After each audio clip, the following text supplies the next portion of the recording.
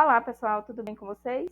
Eu sou a professora Catiane Farias, sejam muito bem-vindos ao canal Farmatop. Neste vídeo de hoje, vamos continuar falando da RDC 67 de 2007 e falaremos mais especificamente sobre o anexo 3, que traz sobre as boas práticas de manipulação de hormônios, antibióticos, citostáticos e substâncias sujeitas a controle especial. Vamos começar falando sobre quais são os requisitos para que a farmácia possa começar a manipulação destas substâncias. Primeiro, a farmácia ela precisa ter a certificação de boas práticas para cada uma das classes de substâncias deste anexo. Além disso, as substâncias sujeitas a controle especial somente poderá ser iniciada após a publicação em Diário Oficial da autorização especial emitida pela Anvisa. Quais são os critérios que devem ser observados para a manipulação destas substâncias pelas farmácias? Primeiro, ela tem que se adequar aos padrões técnicos deste anexo, que é o anexo 3, além dos requisitos estabelecidos lá no anexo 1, que inclusive, para quem não lembra, já tem aula aqui no canal. Ela deve também atender à legislação específica, no caso de manipulação de substâncias sujeitas ao controle especial, que é a Portaria 344 e as suas atualizações. A dispensação destes medicamentos deve ser mediante orientação farmacêutica, objetivando o uso correto dos produtos. Na dispensação de antibióticos, deve ser salientada a necessidade de uso do medicamento pelo período mínimo de tratamento preconizado pelo prescritor, mesmo que os sintomas tenham desaparecido. Agora falaremos sobre o espaço físico onde ocorre a manipulação. Então, como devem ser as salas de manipulação dos hormônios, antibióticos e citostáticos? Elas devem ser realizadas em salas de manipulação dedicadas, ou seja, salas individuais. Estas salas, elas devem ser dotadas cada uma com uma anticâmara, que é um espaço fechado que serve para controlar o fluxo de ar entre salas de um laboratório, garantindo a segurança dos profissionais e dos materiais. Estas salas, elas devem ter sistema de ar independentes e de eficácia comprovada.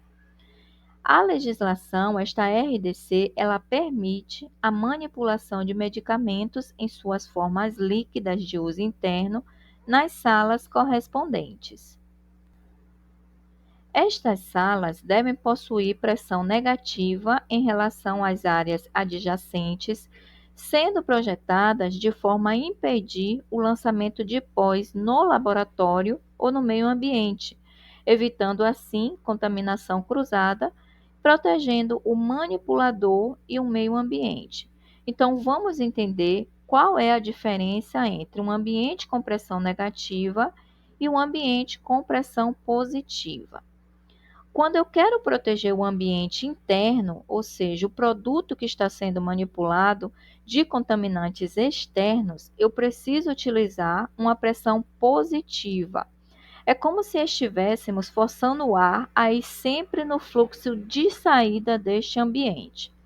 Agora, quando eu preciso evitar que algum contaminante que está dentro do ambiente saia e contamine os ambientes vizinhos, aí eu devo utilizar pressão negativa, porque o fluxo de ar é de fora para dentro.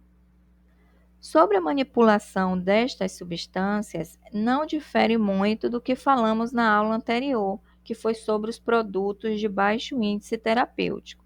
Então, no processo de diluição e homogeneização, deve ser utilizada a metodologia de diluição geométrica com a escolha e padronização de recipientes. Na pesagem para manipulação, deve haver dupla checagem, sendo uma realizada pelo farmacêutico com registro dessa operação. E como eu falei na aula anterior, esse registro ele deve ser feito na ordem de manipulação. Pode ser utilizados os mesmos utensílios na manipulação destas substâncias, então, o mesmo utensílio para manipular hormônios, o mesmo utensílio para manipular citostáticos ou antibióticos. Não, estes utensílios, eles não podem ser os mesmos. Eles devem ser separados e identificados por classe terapêutica. A pesagem pode ocorrer na mesma sala onde ocorre a manipulação? Sim, porém, deve ser adotado procedimentos para evitar contaminação cruzada. As balanças e as bancadas devem ser submetidas a processo rigoroso de limpeza antes e após cada pesagem. Os recipientes utilizados para essa manipulação, eles precisam ser padronizados? Sim, a padronização, ela deve ser de acordo com a compatibilidade das formulações que está lá descrita em compêndios oficiais, em farmacopeias ou em publicações científicas indexadas. Com relação ao encapsulamento destas substâncias, também não difere muito do que vimos na aula anterior. Então, devem ser utilizadas cápsulas com menor tamanho de acordo com a dosagem do medicamento. As informações dos rótulos também são as mesmas. Então, existem informações que é comuns tanto para os rótulos de medicamentos magistral quanto para os rótulos de medicamentos oficinal. Então, as informações comuns são a data de manipulação e o prazo de validade, tem que ter nos dois tipos de medicamento, o número de unidades ou peso ou volume contidos, os componentes da formulação com respectivas quantidades, a posologia, a identificação da farmácia, o seu CNPJ, seu endereço completo, nome do farmacêutico responsável técnico com seu respectivo número de inscrição no Conselho Regional de Farmácia. Agora, para os rótulos de produtos magistrais, além destas informações, deve constar o nome do prescritor, o nome do paciente e o número de registro da formulação no livro de receituário. E para os rótulos de produtos oficinais, também deve constar a denominação farmacopeica do produto e as indicações do formulário oficinal de referência. Próxima questão da banca CESP, que trata deste anexo 3.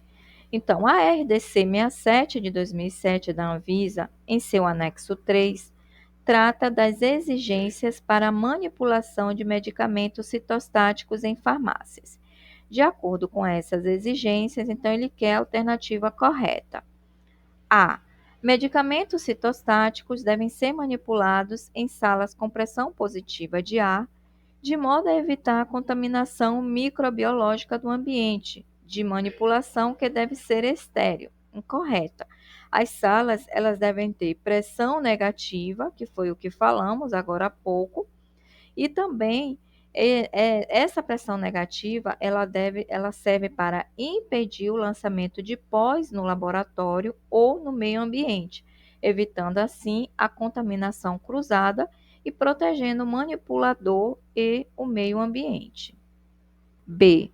Não é necessária a notificação à vigilância local quando o estabelecimento iniciar a manipulação de medicamentos citostáticos. Basta que o local atenda a todas as exigências dispostas na resolução. Também correto.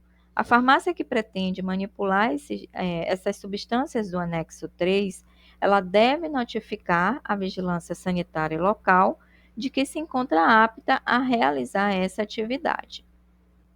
C. A pesagem de fármacos citostáticos pode ser feita em sala de pesagem comum a outras classes de medicamentos, desde que se faça uma limpeza especial antes e após a pesagem, evitando assim a contaminação cruzada. Também correto, vimos isso agora há pouco. No caso, a pesagem, ela deve ser efetuada nas respectivas salas de manipulação. D. A sala para manipulação de citostáticos deve ser separada e conter uma antessala para evitar contaminação cruzada. Sim, correto, vimos isso no slide anterior. E aí, é recomendado que não haja rodízio de funcionários que manipulem citostáticos, ou seja, uma vez que o funcionário é treinado para esse tipo de manipulação, ele deve permanecer somente nesse setor por questão de segurança. Não, está incorreto. Vamos ver já já. Porém, o correto é que haja sistema de rodízio para os funcionários diretamente envolvidos na manipulação destas substâncias. Portanto, gabarito da questão é a letra D. Com relação ao monitoramento do processo de manipulação das formas farmacêuticas, nada diferente do que vimos no anexo anterior, na aula anterior. Então, deve ser realizada uma análise completa da formulação manipulada de cada uma das classes terapêuticas, que são os antibióticos, os hormônios e os citostáticos. O monitoramento deve ser realizado por estabelecimento, de forma a serem analisadas no mínimo uma amostra a cada 3 meses de cada uma das classes terapêuticas. E estas amostras devem contemplar diferentes manipuladores, fármacos, dosagens e formas farmacêuticas, podendo ser adotado sistema de rodízio.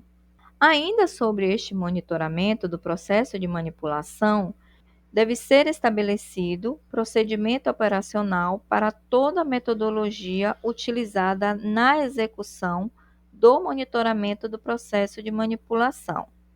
Os resultados de todas as análises devem ser registrados e arquivados no estabelecimento e devem ficar à disposição da autoridade sanitária por no mínimo 2 anos. Além disso, a farmácia ela deve estabelecer, registrar e avaliar a efetividade das medidas adotadas por meio de uma nova análise em caso de resultado de análise insatisfatório. Com relação aos trabalhadores que manipulam esse tipo de substância, quais são os cuidados que devem ser observados? Primeiro, eles devem fazer uso de equipamentos de proteção individual apropriados. Esses equipamentos, eles devem ser condizentes com os riscos ao qual os trabalhadores estão envolvidos. Deve-se ter um controle e volume de trabalho visando proteção e segurança dos manipuladores. Lembrando que são as farmácias que são responsáveis pela distribuição destes EPIs e deve ocorrer de forma gratuita e em quantidade suficiente, também com reposição periódica. Além de que a farmácia ela deve garantir uma orientação quanto ao uso, à manutenção, à conservação e o descarte destes EPIs. Os funcionários diretamente envolvidos na manipulação, eles devem ser submetidos a exames médicos específicos, atendendo ao Programa de Controle Médico de Saúde Ocupacional. E os responsáveis pela elaboração deste programa, eles devem ser comunicados sobre a manipulação destas substâncias pelos trabalhadores. Além disso, é recomendado que seja adotado o sistema de rodízio no trabalho, para diminuir a exposição do trabalhador a determinados tipos de substâncias. Com relação à aquisição de matérias-primas, também já falamos sobre isso. Ela deve ser precedida da qualificação de fornecedores, baseada em critérios pré-definidos, observando todos os requisitos descritos no anexo 1 desta resolução. E com relação ao armazenamento das matérias-primas, deve ser realizado em local distinto, de acesso restrito, do farmacêutico, com especificação de cuidados especiais de armazenamento que garantam suas especificações e integridade. Já o armazenamento de substâncias sujeitas a controle especial deve seguir as disposições da regulamentação específica. Bem, pessoal, chegamos ao final desta aula. Na próxima aula, falaremos sobre o anexo 4 desta resolução, que traz as boas práticas de manipulação de produtos estéreis em farmácia. Aguardo vocês e até lá!